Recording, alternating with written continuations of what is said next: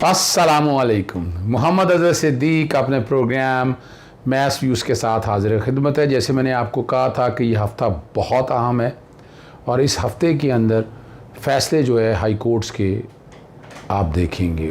पहला फ़ैसला आ गया। अब दूसरा जो है ये इंट्रा कोर्ट अपील 3 है और 5 आइनी दरख्वास्तें हैं जो अब लार्जर बेंच के सामने। आर्टिकल 63 का माजी से इतलाक़, वैसे तो माजी से इतलाक़ होना है वो, और इलेक्शन कैसे होगा वो प्रोसेस सारा मौजूद है। पहले मैं आपको अपना एक ओपिनियन दे देता हूँ, फिर मैं कोर्ट जो मैंने गुफ्तगू की वो, फिर कोर्ट की हेयरिंग की तरफ लेके आता हूँ। पहले तो मैं आपको बड़ी वजाहत के साथ बता दूँ, ज़ैनब उमैर वगैरह और शमसा वगैरह 3 MPA की तरफ से आइनी दरख्वास्त दायर की थी कि पूरा का पूरा इलेक्शन का प्रोसेस चैलेंज किया था। वो आईने पाकिस्तान में कोई रेमेडी नहीं दी, ना ही जो नेशनल सुबह पंजाब असेंबली के रूल्स हैं उसमें कोई रेमेडी दी हुई है। अब ये सारा मामला अदालत के पास आना है। फिर अदालत को आज बताया मैंने जब बहस करते हुए कि जो इलेक्शन शैम प्रोसीडिंग थी 24 अप्रैल को लिखा गया डिप्टी स्पीकर को ख़त MPS की तरफ से, कोई जवाब और कुछ नहीं था उनके पास। फिर 27 अप्रैल को, फिर 15 मई को उनकी नाहली के लिए लिख दिया। 30 अप्रैल को हमजा शरीफ वज़ीर आला बन गए तो वो तो वज़ीर आला के तौर पर ये काम कर ही नहीं सकते थे। मुस्तफ़ा इम्पैक्स के जजमेंट का इतलाक़ होना था, जितने उन्होंने एक्शन किए, ट्रांसफ़र, पोस्टिंग जो किया वो सारा का सारा गैर कानूनी और गैर आइनी है। अदालत का इस बारे में कहना था कि ये अलग भी चैलेंज है। मैं कहा जी डॉक्ट्रिन ऑफ डिफेक्टो प्रिंसिपल के ऊपर आप बात कर रहे हैं तो उसमें ये नहीं है ये सारे गैर कानूनी काम भी कवर कर लिया जाए। इस तरह पंजाब असेंबली के अंदर 2 इलेक्शन हो रहे हैं, एक पंजाब असेंबली में और एक हो रहा है ईवान इकबाल के अंदर। ईवान इकबाल वाला इजलास गैर कानूनी और गैर आइनी है फॉर नंबर ऑफ रीजन। वो जस्टिस साजिद महमूद सेठी साहब का पेंडिंग है। अगर आप वो भी सारा कर देंगे, बजट भी ठीक पास हुआ सारा, ये तो फिर गैर कानूनी और गैर आइनी काम है, ये अदालत कर नहीं सकती है और इलेक्शन पूरे का पूरा आपको सेटिसाइड करना होगा। ये मेरी आर्गूमेंट है और नए इलेक्शन की बात आनी होगी। दूसरी तरफ बात ये ओपिनियन चल रहा है कि ये सेकंड पोल हो आइन का आर्टिकल 130 के साथ। मैं नहीं ये समझता कि ये सेकंड, पहला इलेक्शन ही गैर कानूनी और गैर आइनी है तो सेकंड पोल की तो बात है ही नहीं। सेकंड पोल का वो आर्गूमेंट है, हम ऐसा कोई फैसला आता भी है तो मैं तो फ़िलहाल उसको सुप्रीम कोर्ट में यकीनन मैं चैलेंज करूँगा, क्योंकि मैंने सारे फैक्ट्स के साथ, कोई डिस्प्यूटेड फैक्ट नहीं है। अदालत के रिमार्क्स हैं, डिस्प्यूटेड फैक्ट है, TV ने देख लिया, हर एक ने देख लिया और इवन पुलिस का बुलाना, आज डिप्टी स्पीकर के वकील ने अदालत में कहा जी पुलिस बुलाई, उन्होंने इस हद तक सारा कुछ ये बातें मान ली। तो मैंने मीडिया से क्या गुफ्तगू की, पहले ज़रा पहले ज़रा मैं आपको एक बात बता दूँ। अगर तो उस दिन इलेक्शन होता है 16 अप्रैल, हालांकि माजी में आप जा नहीं सकते, आप 16 अप्रैल को जाते हैं, सेकंड पोल की तरफ आती हैं तो ये तो हो नहीं सकता। माजी से कैसे, माजी से तो आगे अब चीज़ें चली गई हुई हैं, आप चलें उसका माजी में जाकर उस इलेक्शन करते हैं तो उसमें 2 प्रॉब्लम्स हैं।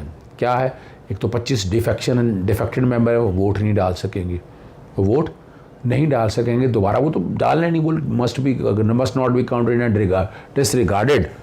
उस वक्त फिर मेजॉरिटी तो हमजा शरीफ के पास है, सिंपल मेजॉरिटी 173-74 जितने भी वोट बनते हैं पाकिस्तान तहरीक इंसाफ के 168 है। आज चूँकि इलेक्शन सारा गैर कानूनी, आज की डेट में इलेक्शन होता है, जो भी जिसके पास मेजॉरिटी है वो ले जाए और जाकर असेंबली तो आपने करना है। फिर 17 अप्रैल भी आगे आ रही है जब ज़िमनी इलेक्शन भी होने, तो 20 सीटों में से जो भी पोजीशन आएगी तो उस वक्त भी क्लियर हो जाएगी। ये सारी बातों को सामने रखते हुए मैंने मीडिया से क्या गुफ्तगू की, पहले वो ज़रा सुनिएगा। केस क्या है लाहौर हाई कोर्ट के सामने, उसमें बुनियादी तौर पर सारे का सारा इलेक्शन चैलेंज किया गया है कि जिसमें डिप्टी स्पीकर ने शैम प्रोसीडिंग की, उन्होंने गैलरी के अंदर इलेक्शन कराया और सारे का सारा प्रोसीजर अदालत के दौरान मान लिया उन्होंने कि बाकायदा पुलिस बुलाई है। ये सारी चीज़ों अगर आप सामने रख कर देखें तो इलेक्शन ना सिर्फ गैर कानूनी था बल्कि गैर आइनी था और हमने अदालत से यही गुजारिश की कि सारे का सारा इलेक्शन जो है वो कलअदम करार दिया जाए और री इलेक्शन की तरफ जाए। ये फर्स्ट पोल का या सेकंड पोल का इशू नहीं है, ये पूरे इलेक्शन का इशू है। जब इलेक्शन ही गैर कानूनी और गैर आइनी हुआ है, आइन की खिलाफ वर्जी है, रूल्स की खिलाफ वर्जी है और बाकायदा बताया गया कि डिप्टी स्पीकर को नोटिस दिए गए, MPS की तरफ से बाकायदा स्पीकर को उसकी डिस्क्वालिफिकेशन का लिखा गया। चीफ सेक्रेटरी को भी कहा गया कि जो नोटिफिकेशन आपने जारी किया है हमजा शरीफ को वज़ीर आला बनाने का, वो भी गैर कानूनी और गैर आइनी है, उसको भी सेट असाइड किया जाए और चाहे सारे का सारा मामला जो है ये बदनीति पर मबनी है और जिस तरह की प्रोसीडिंग की गई है इलेक्शन के अंदर, दरवाजे बंद कर दिए गए, जहां पर जाकर अपोजिशन के लोगों ने वोट डालने थे वो भी दरवाजे बंद कर दिए गए और इन्हें पूरा मौका नहीं दिया गया। ये सारा और सारा लाहौर हाई कोर्ट के डिवीजन बेंच की भी खिलाफ वर्जी है कि जिसमें कहा था साफ शफाफ इलेक्शन होंगे और आइन और कानून के और स्पीकर डिप्टी स्पीकर ने अपने हलफ की पासदारी करनी है, वो नहीं हो सका। तो कल 12:30 ये उम्मीद है कि लाहौर हाई कोर्ट इस बारे में अपना फैसला सुनाएगी। जी, आपने वो सारी गुफ्तगू सुन ली है जो मैंने मीडिया के साथ गुफ्तगू की थी।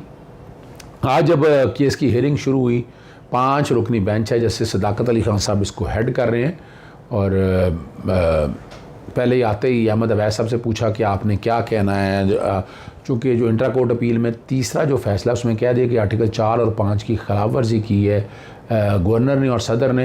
वो फिर लेटर ऑन मैंने बताया कि नहीं, आर्टिकल 4 पार्टी नहीं है, फ्रीक ही नहीं है, मेलाफिडी अलज करना है तो उनको फ्रीक बनाना है, number of judgements are there.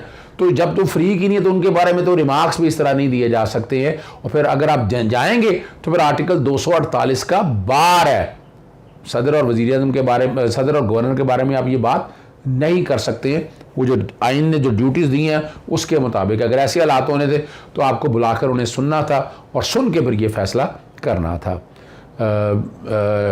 Hamza के वकील ने जो बात अपना उन्होंने जो बहस शुरू की, मंसूर अवान, आज सदीक जान साहब का फ़ोन आया तो कहने लगे मुझे कि मंसूर अवान तो सुप्रीम कोर्ट बार एसोसिएशन के वकील है, ये कैसे यहाँ हमज़ा शरीफ को डिफेंड कर रहे हैं। अब मेरे पास जवाब नहीं, मेरे तो दोस्त है, मैं नहीं कुछ कह सकता। यानी उस तरफ सुप्रीम कोर्ट बार एसोसिएशन के वकील और यहाँ हमज़ा शरीफ को, और आगे इंट्रा कोर्ट अपील भी कुछ फाइल की है, वो मैं सुबह के प्रोग्राम में बताऊँगा, वो तफसीलात मेरे पास क्या हैं।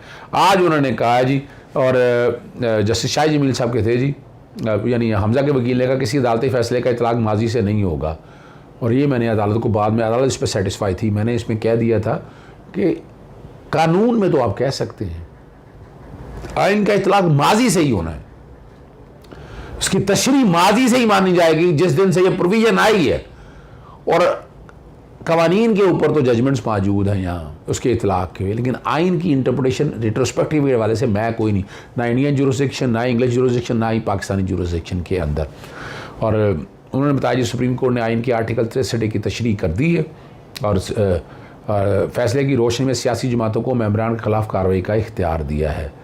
और इस पर जैसे शाह जमील ने कहा आप इस पर बात करना चाहते हैं, जाएँ जाकर आप तशरीह का जब नज़रसानी की दरख्वास्त दें, वो दायर करें। अभी तो सुप्रीम कोर्ट की जजमेंट फील्ड में है। फिर उन्होंने एक बात कही कि तब से अपना डिटेल डिसीजन नहीं आया, शॉर्ट डिसीजन इसके अंदर है। लेकिन चाहे शॉर्ट डिसीजन हो, वो फैसला अमल दरामद होना है, रीज़न चाहे बाद में आती रहे। रीज़न तो वजूहत देनी है, आप जो होल्ड किया है वो शॉर्ट जजमेंट के अंदर होता है, वो तो होल्ड कर दिया बड़ी क्लैरिटी के साथ, वजाहत के साथ, बल्कि इस हद तक भी बात आई वहाँ लिखा हुआ है। और वहाँ पार्टी हेड में कन्फ्यूज़ करने की बातें, एडवोकेट जनरल ने भी यही बातें इस तरह की। लेकिन अदालत बड़ी क्लियर है कि हमने सुप्रीम कोर्ट की जजमेंट का इतलाक़ करना है और उसकी इम्प्लीमेंटेशन के बाद जो भी कॉन्सिक्वेंस है वो देखे जाएंगे। और जस्टिस शाह जमील ने यही बात कहा कि सुप्रीम कोर्ट के जजमेंट के फैसले में अमल दरामद के अलावा कोई नहीं है। 15 आप देखा ना जी, 15 मार्च से सुप्रीम कोर्ट में मामला ज़ेर समाअत है और इस पर अबूरी हुक्म है। इस अदालत ने देखना है कि कहाँ अवाम के हकूक़ मुतासर हुए हैं। जस्टिस शाह जमील, क्या हमें सदर पाकिस्तान के खिलाफ अपोजिशन को कलअदम करार देना पड़ेगा या नमाज ख़त्म करना पड़ेगा। और यहाँ जो बताया ना कि आप कहना चाहते हैं कि सुने बगैर गवर्नर ने नोटिफिकेशन जारी किया, ये बात मैंने आपके सामने बता दी है। हमने पिटीशन के गवर्नर के इजलास तलब करने को सिंगल बेंच में चैलेंज किया हुआ है। ये जो बात है नए की बात हो रही है, जो असेंबली का जो इजलास हुआ है, आपने तमाम दरखास्तों में हमसे इलेक्शन कलअदम करार देने का फैसला लेना चाहते हैं जस्टिस शाह जमील। आपने कॉज ऑफ एक्शन का अलग-अलग चैलेंज क्यों नहीं किया जस्टिस शाह जमील। देखना है कि सुप्रीम कोर्ट के फैसले का ज़िमनी इलेक्शन पर क्या असर पड़ेगा। क्या पहली बार हमारे सामने आर्टिकल 63 का मामला आया है और हमने सुना, जैसे सदाकत अली खान साहब हैं, हम कुछ उठाए गए नुकात को क्लियर करना चाहते हैं जैसे सदाकत अली खान साहब ने कहा। और जो है ना जी, अपना जी याद है आपको, एडवोकेट जनरल पंजाब ने कल से 1 रोज़ा मोहलत तलब कर रखी थी और कहा था कि हिदायत लेकर पेश हो। और लास्ट डेट पे अली ज़फ़र साहब ने 10 रोज़ की मोहलत मांगी थी। और अदालत ने PTI के मखसूस रिश्तों पर कामयाब वाले 5 मेंबर सालों को नए इलेक्शन में वोट डालने से ज़्यादा से इनकार कर दिया था। अदालत का कहना था कि इसके लिए हमें आपको अदम एतमाद में जाना पड़ेगा। ये अदालत के रिमार्क्स है। अदालत ने वकला को बराबर कराया कि हमने किसी सुप्रीम कोर्ट के फैसले पर कि हमने किस तरह सुप्रीम कोर्ट के फैसले पर अमल दरामद कराना है। और गवर्नर जहाँ जैसे मैंने आपको बता दिया कि ये बड़ी वजाहत के साथ है, यहाँ बड़ी जो बेज़ातगियाँ हुई हैं इलेक्शन के अंदर, जब मैंने बहस करते हुए मैंने वजाहत के साथ ये बता दिया कि इस इलेक्शन में कैसे बेज़ातगियाँ हुई हैं। एक तो हाउस में नहीं बुलाया गया, गैलरी में इजलास हुआ, फिर पुलिस बुला ली गई, फिर जो बातें सारी की वो सारा आप और हम सब रिकॉर्ड पे देख चुके हैं। यानी हम ऐसी कोई बात नहीं मैं करना चाहता कि जिससे ये बात सामने आए कि ऐसी कोई बात है नहीं है, ऐसा कोई इशू नहीं है। आप सब समझ सकते हैं कि मामला क्या है और किस तरफ जा रहे हैं। साथ ही अदालत के सामने जो बात रखी है वो बड़ी अहम बात है कि उस दिन अगर इलेक्शन असेंबली के अंदर होता, कानून के मुताबिक होता, चूँकि रेमेडी कोई नहीं है तो कॉन्स्टिट्यूशन ऑफ पाकिस्तान और रूल्स के मुताबिक ये सारा देखना, कोई रेमेडी नहीं है। इसीलिए गवर्नर ने जो है ना रिपोर्ट मांगी सेक्रेटरी असेंबली के पास, सेक्रेटरी असेंबली ने रिपोर्ट दे दी। 211 रूल का मैंने फिर यहाँ जिक्र किया, बताया कि ये रिपोर्ट की अपनी आईनी और कानूनी हैसियत है। इसमें कहा कोई रिपोर्ट पब्लिश की है, मैंने कहा मेरे पास ये इन्फॉर्मेशन नहीं है, मैं पता करके आपको बता सकता हूँ। लेकिन स्पीकर जो है ना सेक्रेटरी असेंबली का बहुत अहम किरदार है, ठीक है ना जी। और जाना जी, और डी सीट होने वाले अरकान का रेफरेंस भेजा गया, जैसे शाह जमील के रिमार्क्स है। सुप्रीम कोर्ट मामला ज़ेर समाअत था, वज़ीर आला का इलेक्शन हुआ, सुप्रीम कोर्ट का फैसला है, हम इस फैसले को कैसे नज़रअंदाज कर सकते हैं। जैसे शाह जमील साहब के रिमार्क्स है, ये फैसला माजी पर इतलाक़ करता है, आप इस पॉइंट पर मुआवनत करें। ये पूछा गया उनसे, मैंने अपने तहरीर में सुप्रीम कोर्ट के फैसलों के हवाले दिए हैं। सुप्रीम कोर्ट के फैसले मुस्तकबिल के केसेस पर लागू होते हैं, ये वकील जो हमजा शरीफ है उन्होंने बताया। और यहाँ एक इलेक्शन से मुतालिक था, एक हलफ से मुतालिक था और गैर कानूनी इक़दाम से केस मुतालिक है। ये तो हमजा शरीफ के वकील हमारे चंद सवालों का जवाब वो देंगे। अब तो पूरे पाकिस्तान को पता चल गया है कि हम ये सोच कर बैठे हैं कि सुप्रीम कोर्ट के फैसले का माजी से इतलाक़ होगा। रिमार्क्स है, सुप्रीम कोर्ट की तशरीह मौजूदा हालात में लागू होगी, जैसे शाह जमील साहब के रिमार्क्स है। अगर हम इस नतीजे पर पहुँचे कि फ़ैसले का इतलाक़ माजी से होगा तो हम फौरी अहकामात जारी कर देंगे। और मेरे पर जब आया, मैंने कहा जो मैं 5 मिनट में दलाइल 10 मिनट में मुकम्मल कर दूंगा। वो सारी मैंने तफसीलात आपके सामने वहाँ भी बता दी है, मैं दोबारा दोहराना नहीं चाहता है। अदालत ने जो है ना, मैंने इंट्रा कोर्ट अपील का फ़ैसला पढ़ के बताया कि अदालत ने कहा कि साफ़ शफाफ इलेक्शन कराने हैं और पूरा तनाज़ा इकट्ठा हो गया, यहाँ पर तशद्दुद किया गया, यहाँ पर रिपोर्ट का सारा जिक्र करके वो पूरी तफसीलात मैंने अदालत के सामने रख दी हैं। और अदालत अभी 2 ही नताइज पर नज़र आते हैं। एक तो ये है कि बात जाएगी 16 अप्रैल पे और उसमें सेकंड पोल की तरफ है। मैं समझता हूँ ये गैर कानूनी और गैर आईनी ऐसा कोई फैसला आएगा तो हम इसको चैलेंज करेंगे। दूसरी बात जो है कि सारे का सारा इलेक्शन कल अदम होगा और दोबारा री इलेक्शन हो जाए, इसमें ऐसा मैं नहीं समझता कि इसमें कोई मसला है या कबाद है। ये मेरी ज़ाती राय है, फैसला आप लोगों ने देखना है। अगली जो बात मैंने आपको प्रोग्राम ख़त्म करने से पहले जो रखनी है वो बड़ा अहम इशू है। वो इसलिए समझना ज़रूरी है कि वो है क्या और उसमें हुआ क्या है। इस्लामाबाद हाई कोर्ट के जो हमारे प्रेसिडेंट हैं शोएब शाहीन साहब, उन्होंने 30 जून को यानी कल एक सेमिनार रखा है रजीम चेंज पे और उसके fall out on Pakistan. Marriott में 2:30 बजे ये सेमिनार होगा।